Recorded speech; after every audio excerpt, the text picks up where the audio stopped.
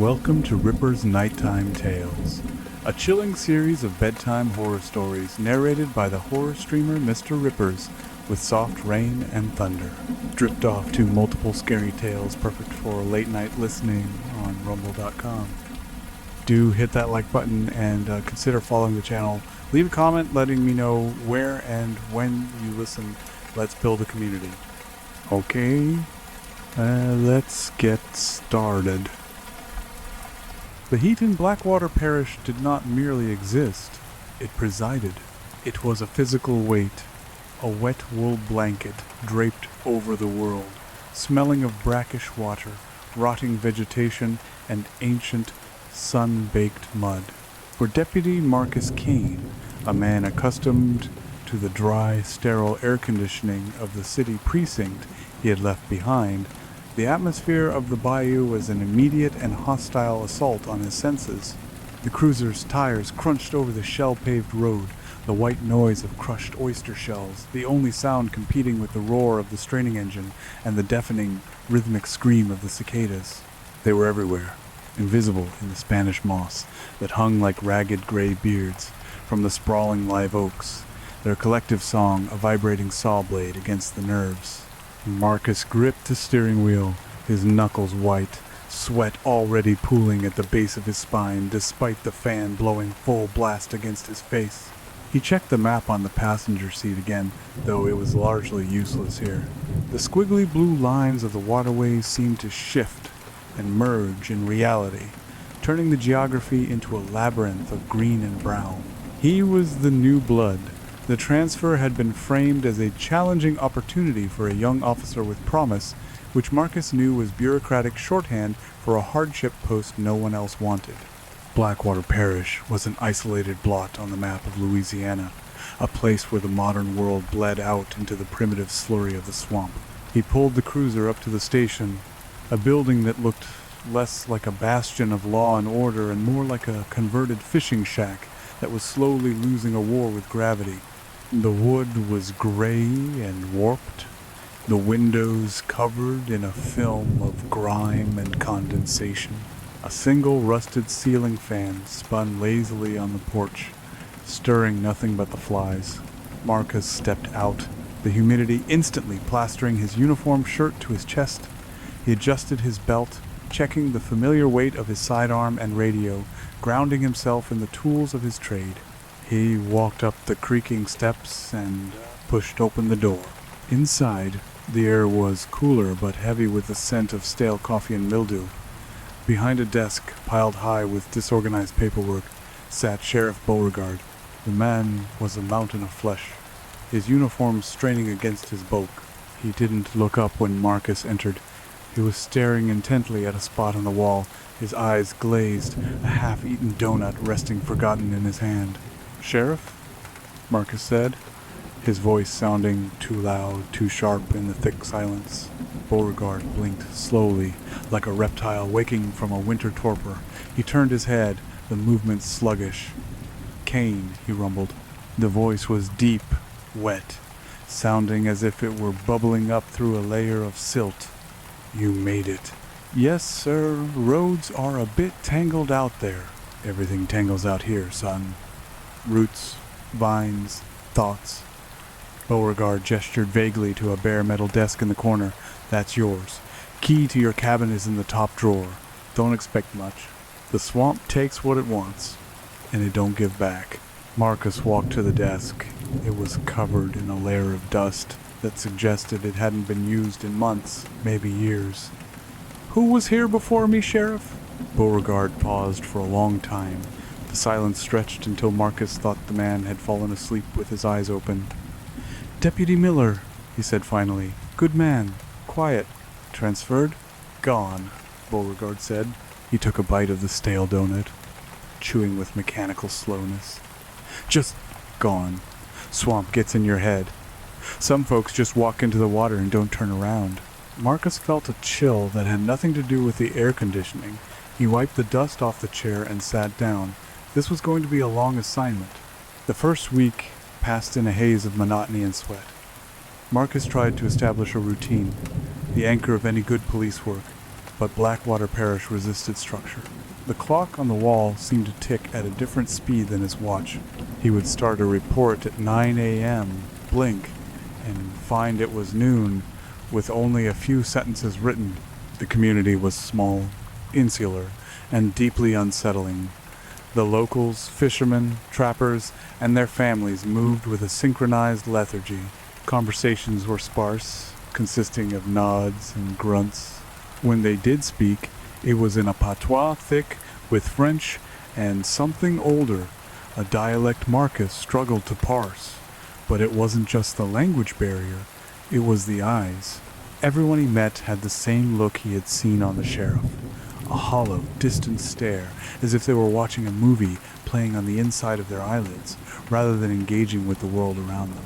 The first incident occurred on a Tuesday, under a sky the color of a bruised plum. A call came in, or rather, a whisper over the static-riddled radio about a disturbance at the docks. Marcus took the cruiser, sliding through the mud-slicked roads to the edge of the dark water. A crowd had gathered, standing in a loose semicircle, silent and unmoving. In the center, a man was kneeling in the mud. He was young, perhaps 20, but his face was slack, his jaw hanging open. He was clutching a dead catfish in his hands, squeezing it so hard the guts were oozing between his fingers. "Sir," Marcus approached slowly, hand resting on his baton. "Sir, I need you to drop the fish." The man didn't react. He didn't blink. He just kept squeezing, a low, rhythmic, keening noise escaping his throat. Marcus looked at the crowd. "Does anyone know him? What's his name?" An old woman in a faded floral dress stepped forward. Her skin was like crushed leather, her eyes clouded with cataracts. "That be Luke," she whispered. "He lost." "Lost?" Marcus asked. "He's right here. His spirit gone walking," the woman said, pointing a gnarled finger toward the deep cypress groves across the water. "He went to Maimon. Now he empty." "Maman?" Marcus frowned.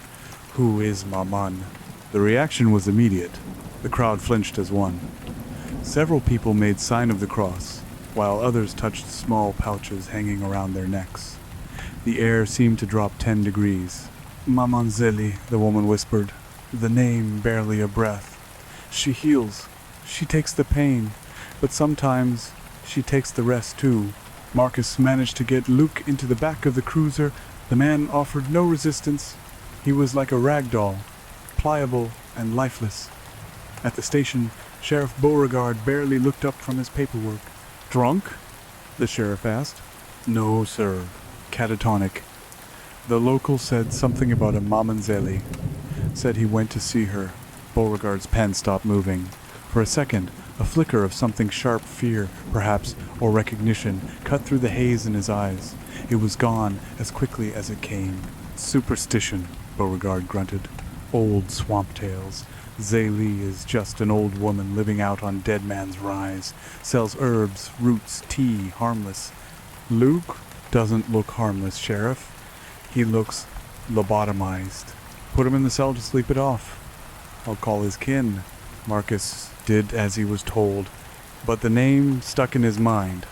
Maman Zélie. It felt heavy on his tongue, like the taste of copper. That night, in his cabin, Marcus couldn't sleep. The heat was oppressive, the window unit rattling uselessly against the humidity.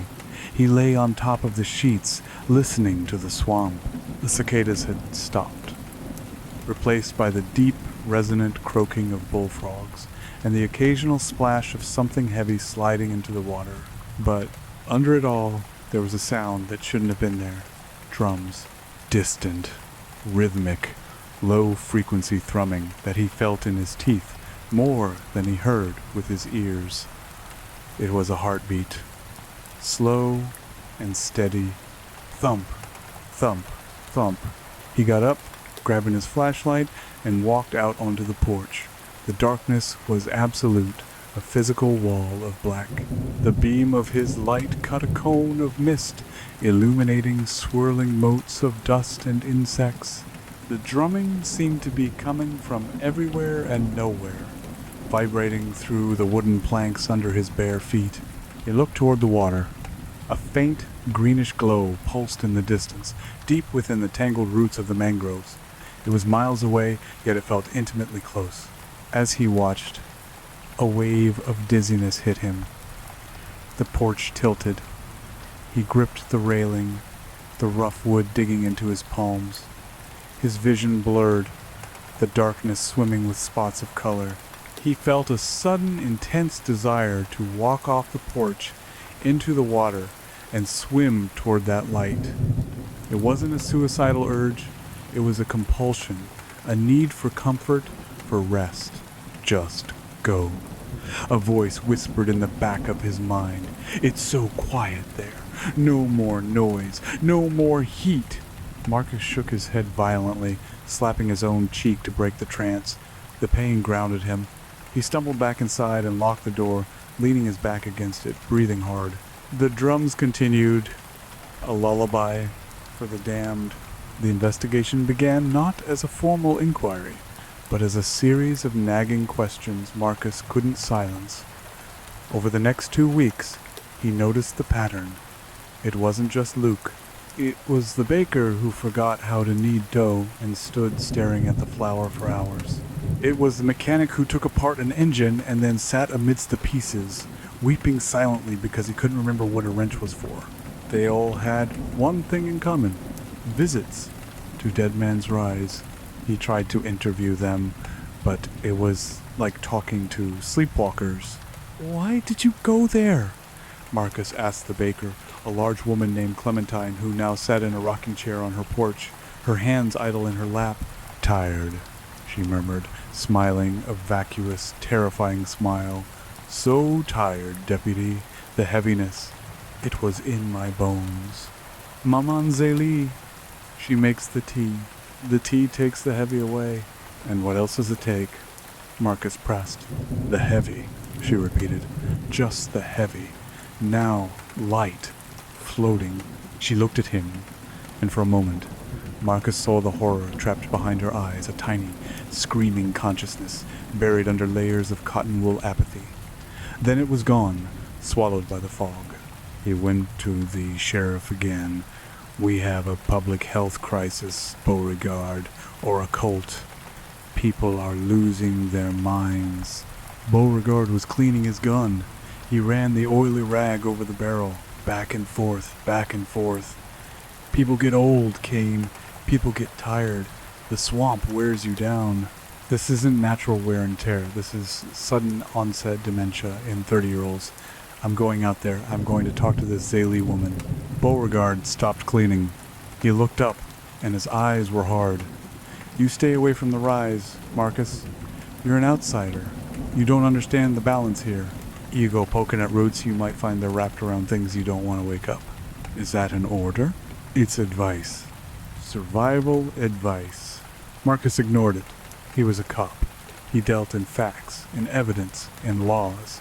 He didn't believe in curses or balances. He believed in cause and effect. He requisitioned the precinct's small, flat-bottomed boat the next morning. The engine sputtered to life, coughing blue smoke. The map showed Dead Man's Rise as a small island in the center of the deepest part of the bayou, surrounded by a maze of channels that the locals called the Devil's Intestines. The journey was a descent into a primeval world. The trees grew closer together, their branches interlocking to form a canopy that blotted out the sun. The air turned stagnant, smelling of sulfur and rot. Alligators watched him from the mud banks, their yellow eyes unblinking, looking ancient and malicious. As he motored deeper, Marcus felt the lethargy clawing at him again. His eyelids felt heavy. The drone of the boat engine became hypnotic. He found himself forgetting why he was out here. "Was I fishing? No, I don't fish. I'm looking for someone." He shook his head, taking a drink of warm water from his canteen. "Stay sharp, Kane." The island appeared out of the mist, like a tumor rising from the water. It was a hump of land choked with vegetation. In the center stood a shack. larger than the others he had seen, built on stilts that looked like giant, bleached bones. The porch was cluttered with jars, dried herbs, and animal skulls. Marcus killed the engine and drifted to the rotting dock. He tied off the boat, his hands trembling slightly. The silence here was absolute. No birds, no insects, just the sound of his own breathing. "Hello," he called out, hand resting on his holster. The door to the shack creaked open. Maman Zélie stepped out.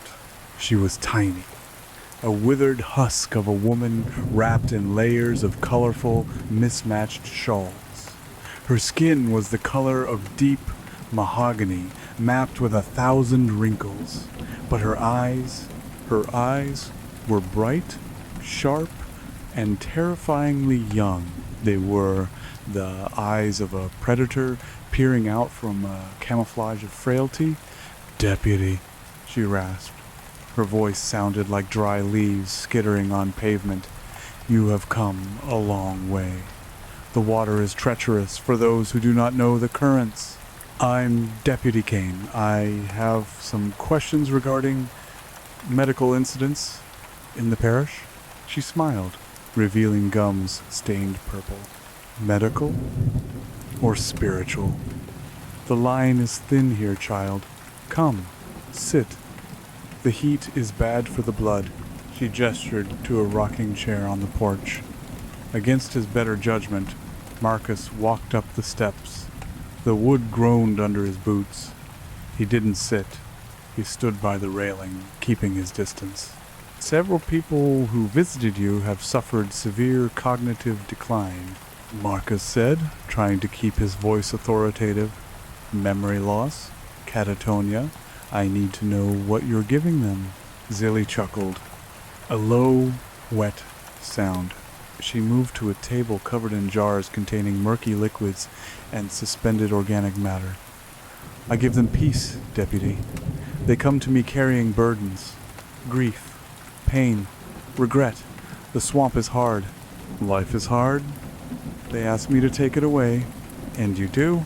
"I take the weight," she said, picking up a jar containing something that looked like a human finger bone floating in oil.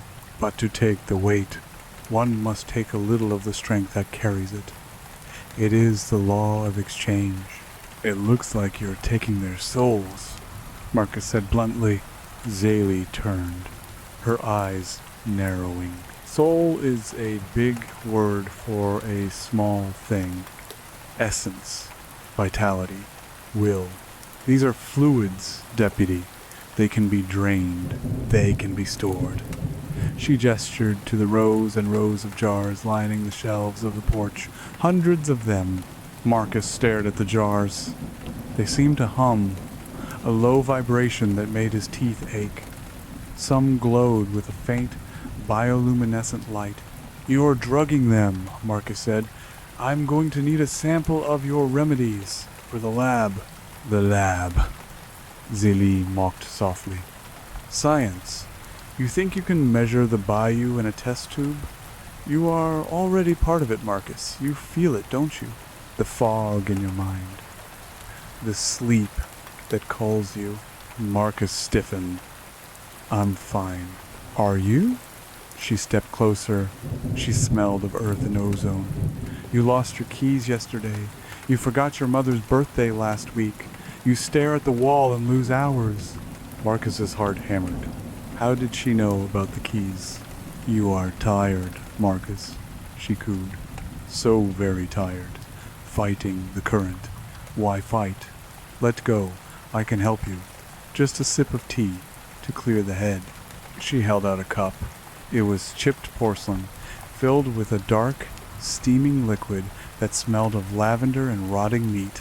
"You're under arrest," Marcus said, reaching for his cuffs. "Practicing medicine without a license. Suspected poisoning."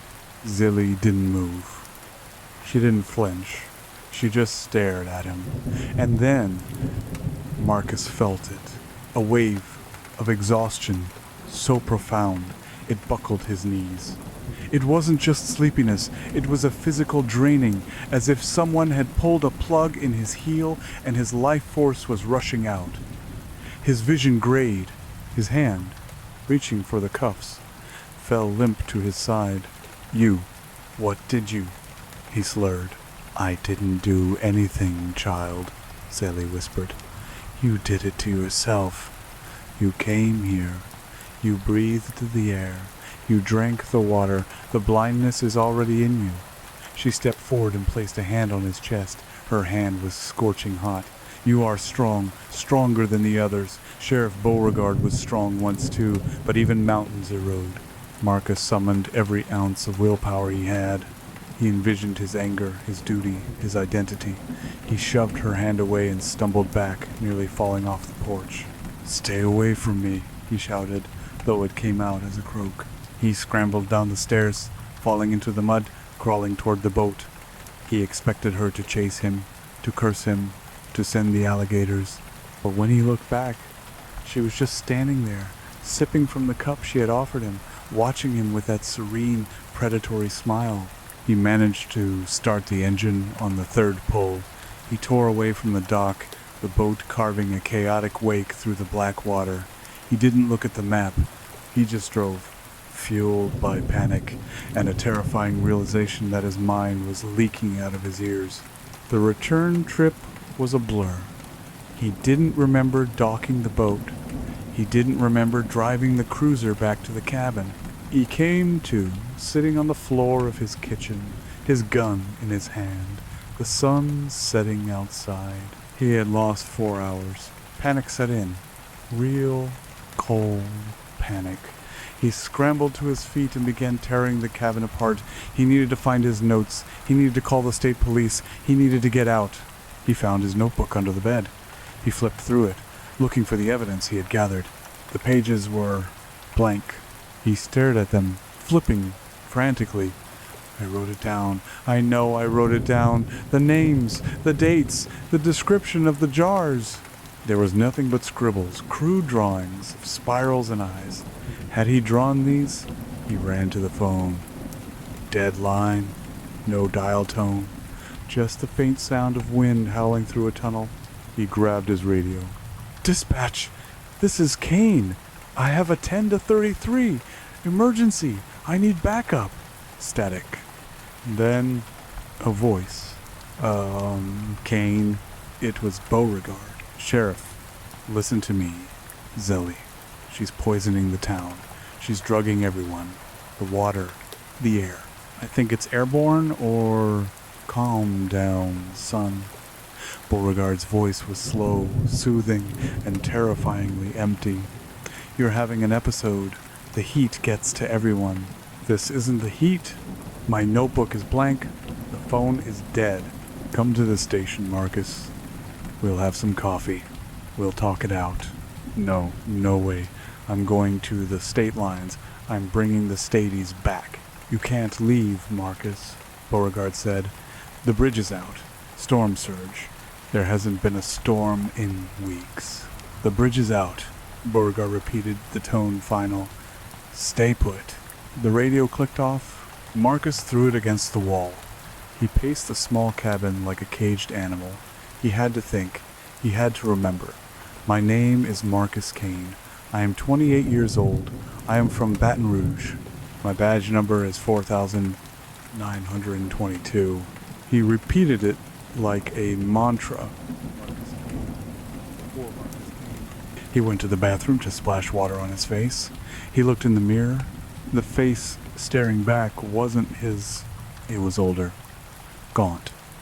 The eyes were sunken, rimmed with dark circles. His skin had a gray, clay-like pallor. He looked like he had been dead for 3 days. He touched his cheek. The reflection touched its cheek. "No," he whispered. He pulled his shirt up. His ribs were showing. He had lost 20 pounds and how long had he been here? 2 weeks? That wasn't possible. He looked at the calendar on the wall. He had marked off the days. The last mark was 3 months ago. The world tilted. He gripped the sink. 3 months. No. He arrived in June. It was still June. He looked at the window. The leaves on the trees were brown. "Memory loss," he whispered. "Acute lethargy. He wasn't investigating the victims. He was a victim. He ran to the door, throwing it open. He had to leave. Now, bridge or no bridge, he would swim if he had to. He jumped into the cruiser. The engine wouldn't start. He cranked it again and again until the battery died. Damn it! He got out and started running. The road was a tunnel of darkness, the trees leaning in, their branches brushing against his face like skeletal fingers. The air was thick, viscous, hard to inhale. He ran for what felt like hours. His lungs burned. His legs felt like lead. Finally, he saw lights ahead. The town. He stumbled into the main street. It was deserted. The street lamps flickered with a sickly yellow light. "Help!" he screamed. "Someone help me." A door opened at the general store. Marie, the shopkeeper, stepped out. She was holding a broom. "Marie, you have to help me. I need a car. I need to get to the highway." Marie looked at him. Her face was a mask of placid indifference. "Highway," she said, testing the word like it was foreign. "Why go? It's nice here. Quiet." "Marie, snap out of it. She's doing this to you. Zélie." Marie smiled. Maman takes the heavy away. Other doors opened. People stepped out onto their porches. The baker, the mechanic, Luke, they all watched him. No one moved to help. No one looked angry. They just looked empty, like vessels waiting to be filled. Marcus backed away. "What is wrong with you people?" "We are at peace," a deep voice rumbled. Sheriff Beauregard stepped out of the shadows of the precinct porch. He wasn't wearing his gun belt. He was holding a jar, one of Zélie's jars. "Sheriff," Marcus gasped, "she's got you too. We can fight this." "Fight?" Beauregard chuckled. "I fought, Marcus, for years. I fought the crime, the poverty, the hopelessness. I fought the memories of my wife dying. I fought the bottle. It was so heavy, so heavy." He held up the jar. Inside, a gray mist swirled. Maman took it. She put my pain in here. Now I just exist. It's beautiful, Marcus. The silence. "It's slavery," Marcus yelled. "She's feeding on you." "She protects us," Beauregard said, "from the world, from ourselves, and in return we give her a little sip, a fair trade." "I won't do it," Marcus said. He drew his gun, aiming it at the sheriff. "I'm leaving. Look at your hand, son." Marcus looked. His hand was trembling so violently he could barely hold the weapon. The gun felt incredibly heavy, like it weighed 100 pounds. "You're already empty," Beauregard said softly. "She's been feeding on you since you crossed the parish line. The ambition, the anger, the drive. She drank it all while you slept. That's why you can't remember. That's why you're so tired." "No." Marcus lowered the gun. He felt his knees give way. He hit the dirt. "You're not the investigator, Marcus," Beauregard said, walking closer. "You're the meal. Fresh stock. We were running low." Marcus tried to stand, but his legs wouldn't obey. The connection between his brain and his body was severed. He was trapped in a diving bell of flesh, sinking into the deep. A figure emerged from behind the sheriff. Maman Zélie. She didn't look frail anymore. She stood tall, her skin glowing with a subtle, youthful vitality. She walked over to Marcus, who was now lying on his side, panting, tears leaking from his eyes. "Shh," she soothed, kneeling beside him. She stroked his hair. Her touch was electric. "You fought so hard. You have such a delicious will. So spicy, so strong." She produced a small, empty jar. She uncorked it. "It is time to rest, Marcus. Give me the fear. Give me the confusion. Give me the name. My name," Marcus whispered, "is..." He frowned. "What was it?" "It's heavy, isn't it?" Zélie whispered. "Let me hold it for you." She placed the mouth of the jar over his lips. Marcus tried to clamp his mouth shut, to bite, to scream, but the lethargy was a tidal wave. It washed over his mind, erasing the sharp edges of his resistance. He felt something pulling at his chest. a physical extraction of something bright and burning. He exhaled. A gray wisp of smoke curled from his lips into the jar. Zélie watched it with hungry eyes. She corked the jar quickly, sealing it with wax. "There," she said, patting his cheek. "Better?" Marcus lay in the dirt. The pain in his legs was gone. The panic was gone. The desperate need to leave was gone. He looked up at the sky. The stars were beautiful. He hadn't noticed them before. "Help me up," he said. His voice was flat, calm. Sheriff Beauregard hoisted him to his feet. "Who are you?" Zélie asked, smiling. Marcus looked at her. He looked at the sheriff. He looked at the town. It felt like home. It felt like the only place that had ever existed. "I don't know," Marcus said, and he smiled. It was a vacuous, terrifying smile, "but I'm not tired anymore." "Good," Zélie said, tucking the jar into her shawl, one of many, rattling softly against each other. "Come. The night is young, and the drums are calling." She turned and walked back toward the swamp. The sheriff followed. The townspeople turned and went back into their homes, the doors closing with synchronized clicks. Marcus stood alone in the street for a moment. He looked at the police cruiser. He knew it was a machine, but he couldn't recall what it did.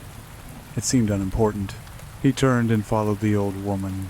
He walked with a slow, shuffling gait, his boots dragging in the dust. From the deep bayou, the drums started again. Thump, thump, thump. They weren't ominous anymore. They were a heartbeat. His heartbeat. Marcus Kane walked into the dark, and the dark welcomed him, swallowing him whole, leaving not even a ripple to show where the man had been. The cicada screamed, a deafening applause for the end of the show, and the heat pressed down, sealing the parish in amber, preserving the empty shells of the living for the hunger of the mother. 3 months later, the car drove down the shell-paved road. The tires crunched loudly. The air conditioner was fighting a losing battle against the heat. A young woman in a crisp uniform sat behind the wheel. She looked at the map, frustrated by the squiggly lines. She pulled up to the run-down shack of a precinct. She stepped out, adjusting her belt, feeling the sweat prickle her skin. She walked inside. Behind the desk sat 2 men. One was an immense mountain of flesh.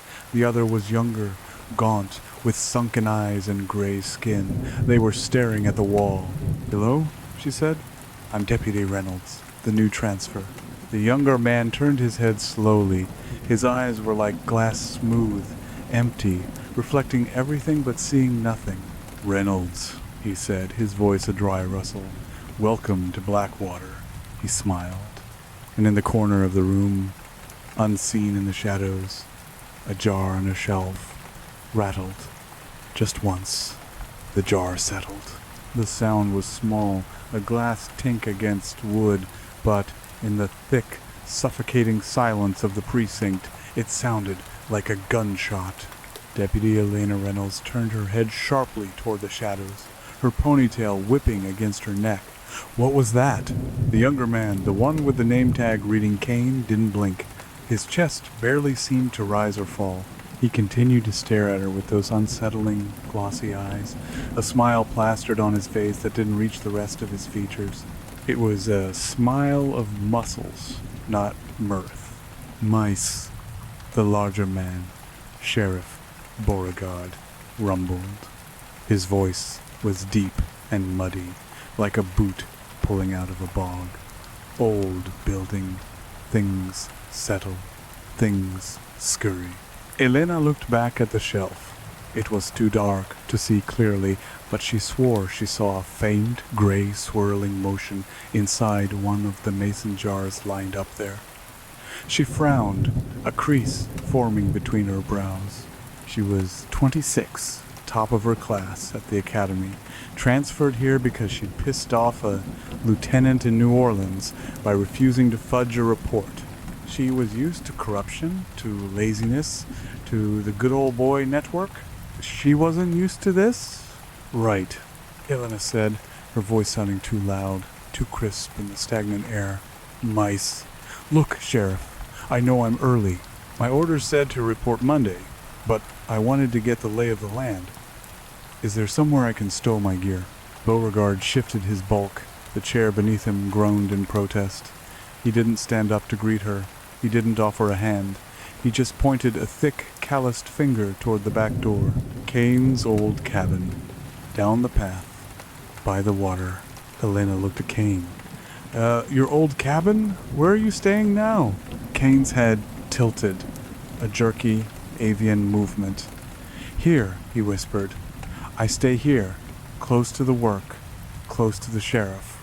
Okay. Elena shifted her weight, the leather of her duty belt creaking. Do I get a key? Doors open, Beauregard said, returning his gaze to the blank wall opposite him. No locks in Blackwater. No need. We trust our neighbors. The way, he said, neighbors made the hair on Elena's arms stand up. It sounded less like a community and more like a hive. I'll just go get settled then, she said, backing toward the door. I'll report for duty at 0800 tomorrow. Neither man responded. They sat like statues in a museum of dust, suspended in the amber light of the late afternoon sun, filtering through the grimy windows.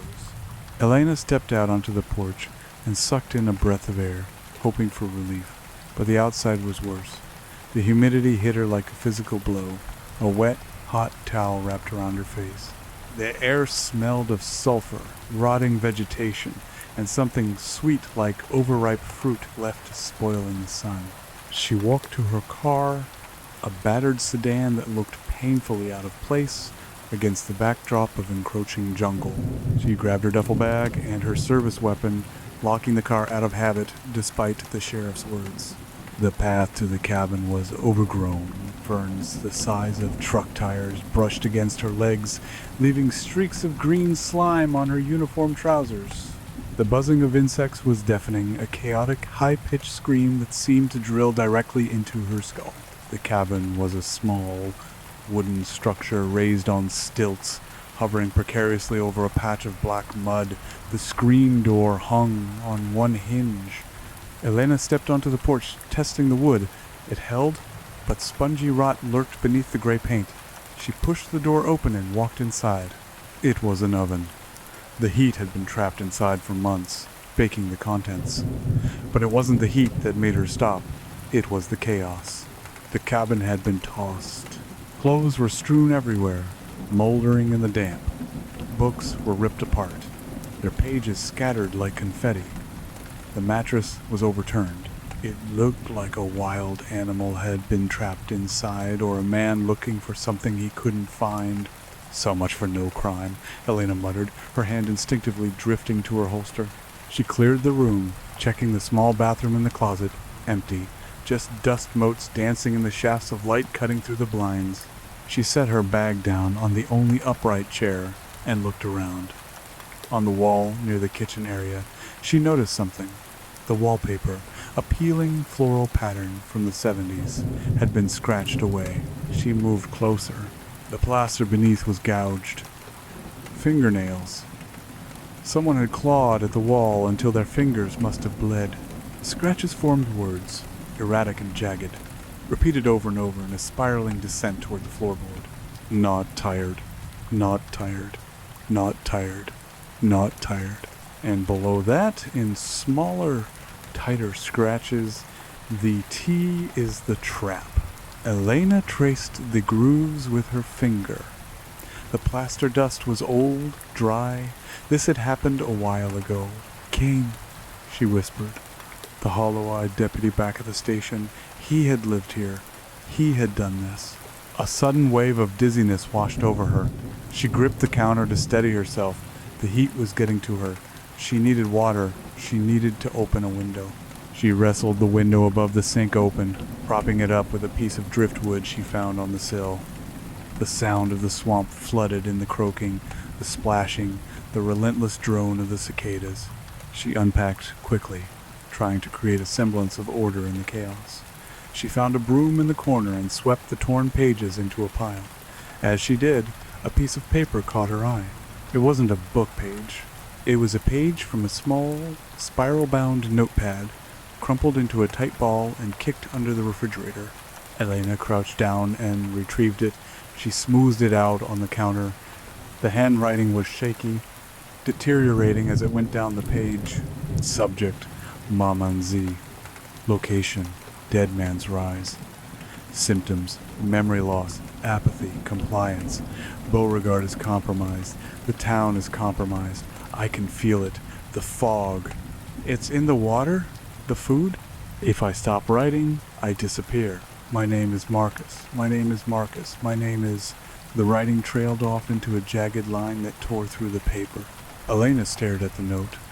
A chill that had nothing to do with the temperature crawled down her spine. Compromised? She murmured. She looked out the window. The sun was dipping below the tree line, painting the bayou in shades of bruised purple and blood orange. In the distance, deep in the tangle of mangroves, she saw a faint, greenish pulse of light. It beckoned.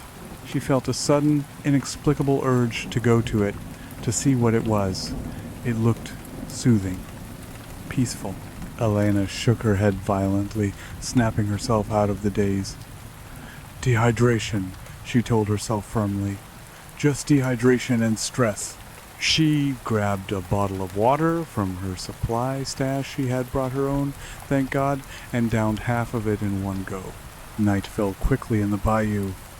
It didn't just get dark. The light was strangled out of the world. Elena set up a battery-powered lantern on the table and sat with her gun disassembled, cleaning it. It was a ritual that calmed her. The smell of gun oil was grounding.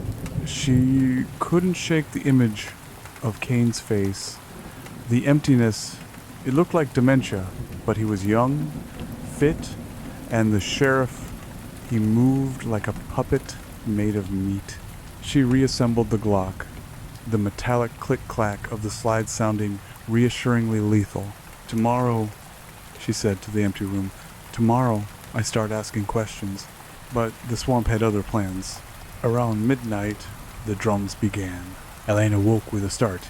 She was sweating, her sheets soaked, tangled around her legs. The sound was low, a subsonic thrumming that vibrated the floorboards beneath the bed. Thump, thump, thump. She sat up, her heart hammering a counter rhythm against her ribs. She grabbed her flashlight and went to the window. The darkness outside was absolute, a wall of black ink, but the drumming was distinct. It sounded like a gathering. She pulled on her boots and grabbed her flashlight and sidearm. She wasn't one to hide under the covers. If there was a gathering, there were people. If there were people, she could get answers. She stepped out onto the porch. The air had cooled slightly, but it was still heavy, laden with moisture. The beam of her flashlight cut a pathetic cone through the mist. She followed the sound. It led her away from the town, down a narrow deer trail that wound along the water's edge. The mud sucked at her boots, branches whipped her face. After 20 minutes of walking, she saw the glow again. Firelight. She switched off her flashlight, letting her eyes adjust to the gloom, and crept forward. The trees thinned out, revealing a small clearing by the water. There were about a dozen people there. Elena recognized the sheriff. She recognized Kane. There were others, a woman in a baker's apron, a man in grease-stained mechanic coveralls.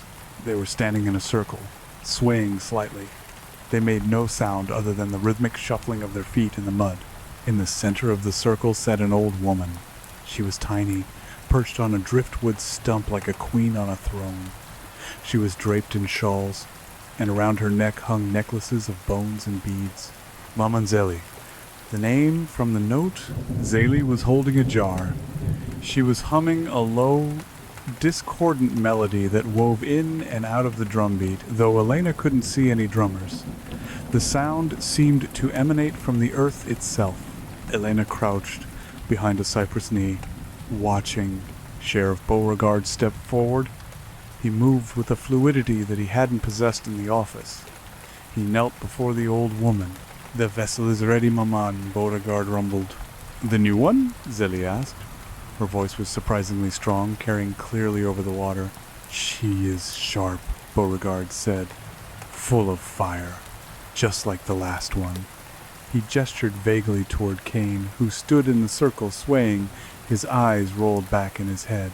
"Good," Zilly cooed. "The fire keeps us warm. The fire keeps the dark away." She uncorked the jar in her hand. A wisp of gray smoke drifted out, and Beauregard leaned forward, inhaling it greedily. He shuddered, a look of ecstatic relief washing over his broad face. "Thank you, Maman. Go now," Zélie commanded. "Prepare the tea. She will be thirsty in the morning. The heat makes them so very thirsty." Elena clapped a hand over her mouth to stifle a gasp. They were talking about her. She backed away slowly, trying to be silent. Snap. A dry twig broke under her boot. The drumming stopped instantly. 12 heads snapped toward her hiding spot in perfect unison. It was mechanical, unnatural. 24 eyes, glowing faintly in the firelight, locked onto the darkness where she crouched. "A little mouse," Zélie rasped, peering into the dark. "Come out, child. The mud is no place for a uniform." Elena didn't come out. She turned and ran. He didn't care about noise now.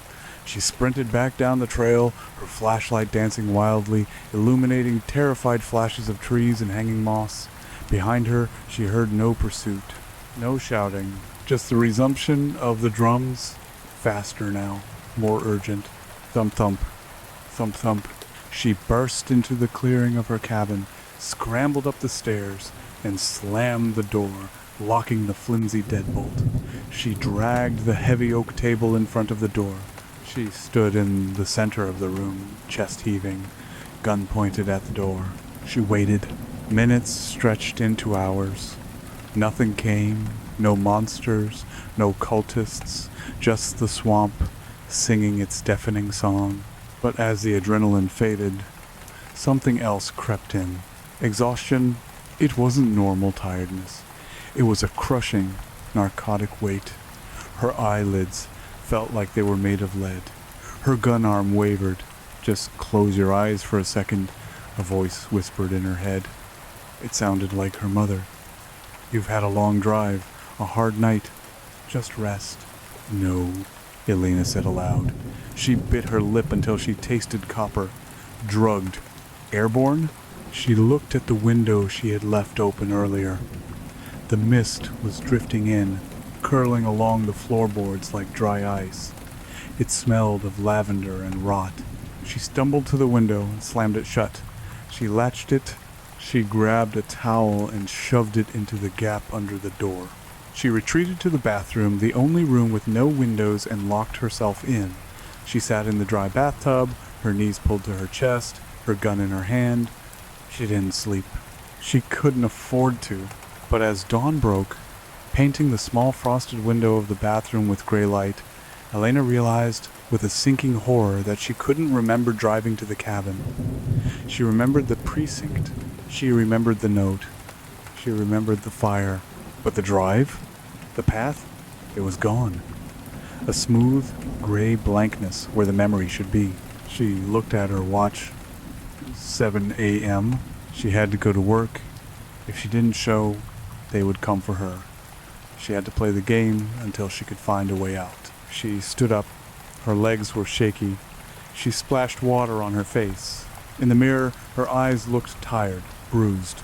But underneath the fatigue, there was fear. Sharp, cold fear. She walked out of the cabin and to her car. The air was already sweltering. As she drove into town, the streets were waking up. People were sweeping their porches.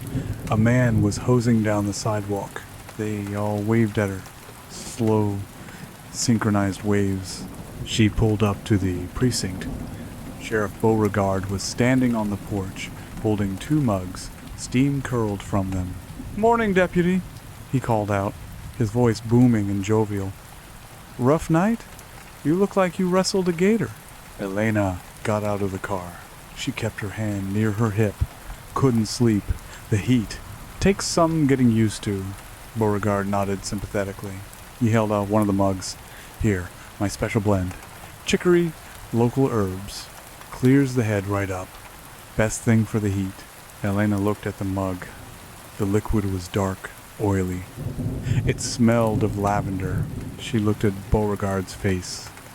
He was smiling, but his eyes were watching her with the intensity of a hawk watching a field mouse. Inside the station, through the window, she could see Deputy Kane. He was sitting at his desk, staring at her. He raised his hand and tapped his temple. Not tired, he seemed to mouth, or maybe he was just chewing on air. "Take it," Beauregard urged, stepping closer. "It's rude to refuse hospitality in the bayou, Elena." Elena forced a smile. It felt brittle, like it might crack her face. She reached out and took the mug. The ceramic was hot against her cold fingers. "Thank you, Sheriff," she said. "Drink up," he said. "We have a long day ahead of us. Lots of paperwork, lots of organizing." Elena lifted the cup to her lips. The steam filled her nose. It was intoxicating. Her body screamed for it. Every cell in her brain cried out for the relief, for the heavy, warm blanket of oblivion that the tea promised. She pretended to sip. She let the liquid touch her lips, burning them, but clamped her teeth shut, not letting a drop pass. "Delicious," she lied. Beauregard beamed. "I know you'd like it.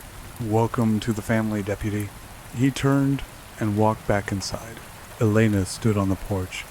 As soon as his back was turned, she tilted the mug slightly, spilling a stream of the hot liquid into the planter box of dead geraniums by the railing. The liquid hit the soil with a hiss. She watched, horrified, as the few remaining brown leaves on the geranium stems curled in on themselves and turned to black ash within seconds. She looked at the remaining liquid in the cup, then at the dark doorway where the sheriff and the empty husk of Marcus Kane waited. She was trapped. The bridge was out, or so they would say. The phones were dead. The town was a hive mind, and she was the new battery they intended to drain. Elena Reynolds took a deep breath of the rotting air, holstered her weapon, and walked into the lion's den. She didn't know how to stop magic. She didn't know how to fight ghosts. But she knew one thing. She wasn't going to forget her name. She pulled a pen from her pocket and, hidden by the desk as she sat down, she wrote on the inside of her wrist, pressing hard enough to bruise, "Elena." She looked up. Kane was watching her. "Where do we start?" Elena asked, her voice steady. Kane slid a stack of files across the desk. They were yellowed, water-damaged. "Missing persons," Kane said. "Open cases. Very old." Elena opened the top file. The photo clipped to it was faded, but the face was recognizable. It was a young woman, bright eyes, hopeful smile. Name, Sarah Miller. Date missing, the 14th of June, 1998. Elena looked at the next file. A man. Name, Elias Thorne. Date missing, the 2nd of August, 2005. She flipped through them. Dozens. Hundreds. "We never find them," Kane said softly. There was a flicker of something in his eyes, a momentary short circuit in the spell. "We just keep the files." "Why?" Elena asked. "So we remember that they are gone," Kane said. "Even if we don't remember who they were." Beauregard walked in, clapping his massive hands together. "All right. Orientation. First things first, we need to go see the town matriarch. It's tradition. Maman Zélie likes to bless the new badge." Elena's stomach dropped. "Now?" "Right now," Beauregard said. "She's expecting you." Elena stood up. She felt the weight of the gun on her hip, useless against what was coming. She touched the ink on her wrist. "Lead the way," she said. As they walked out to the cruiser, the sun beat down, turning the world into a shimmering mirage.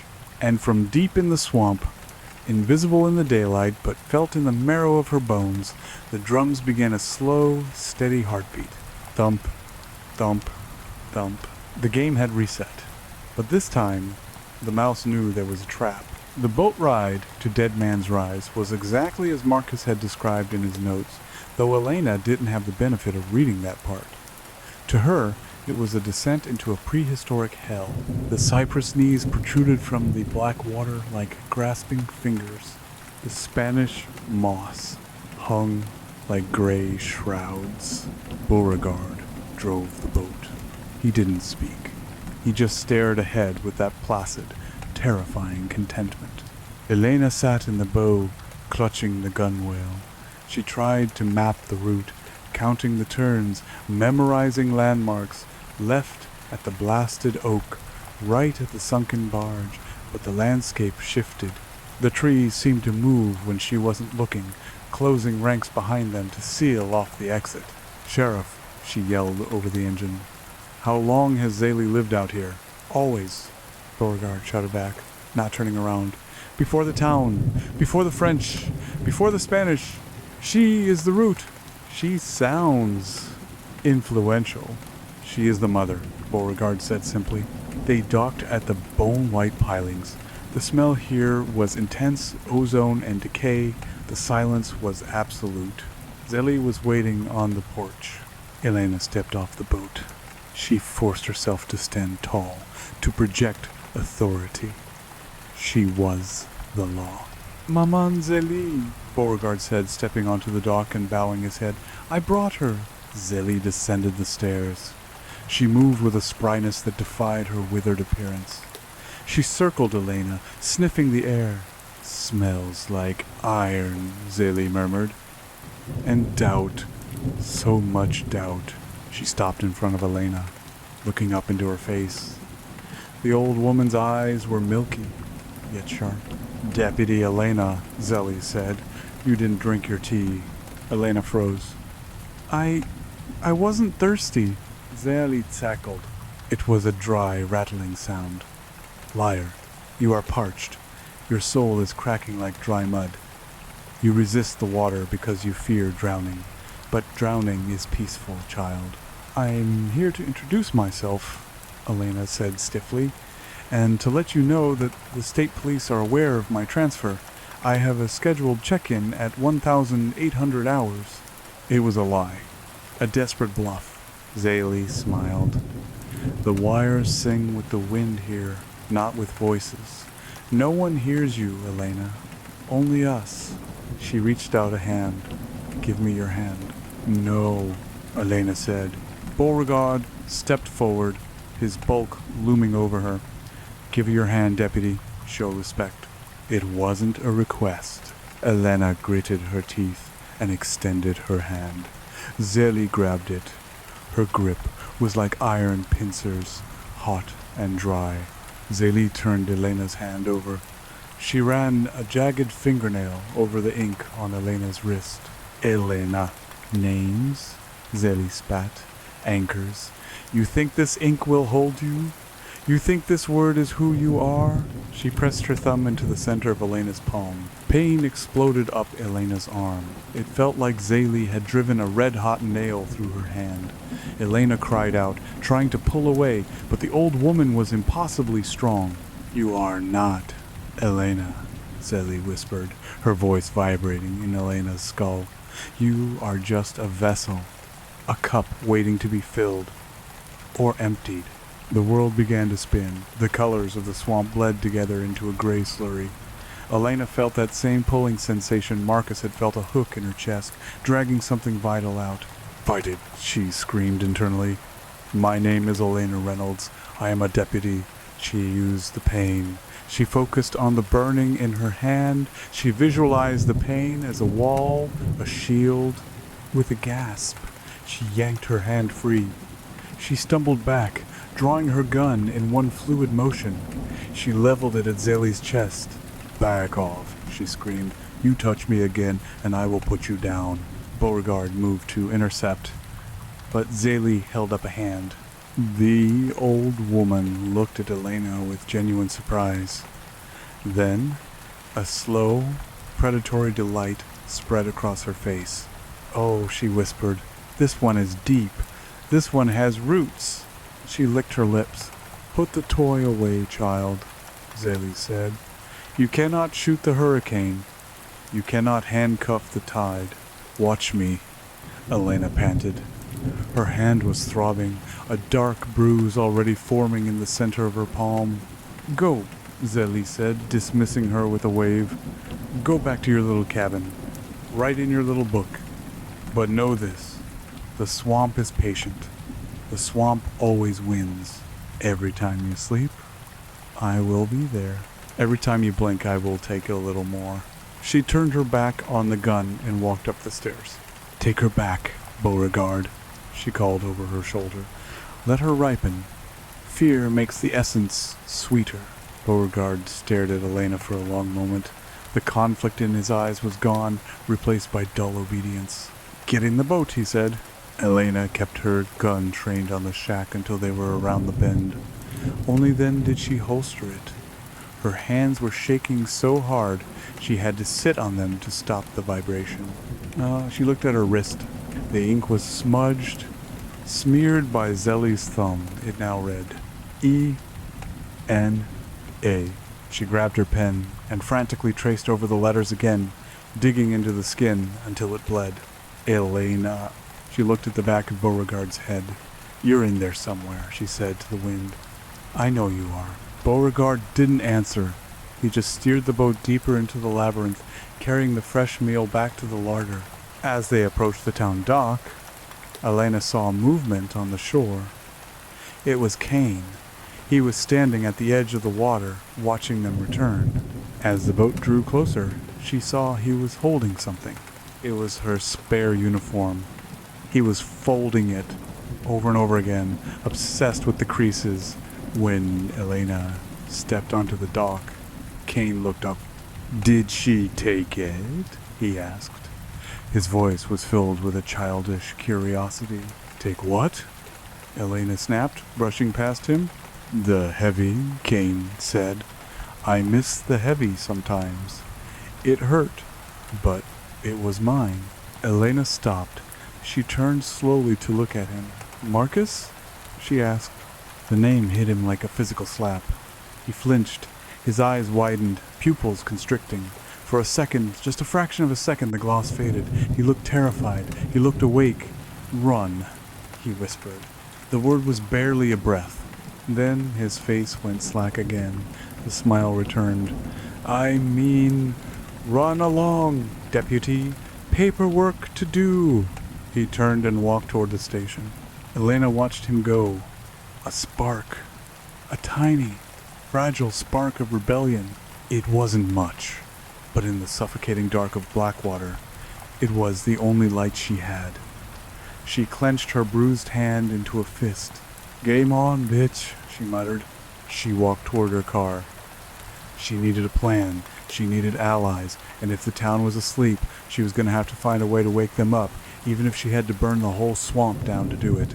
From the trees, the cicadas screeched, and the shadows stretched long and hungry across the road. Reaching for her heels, the investigation had begun again.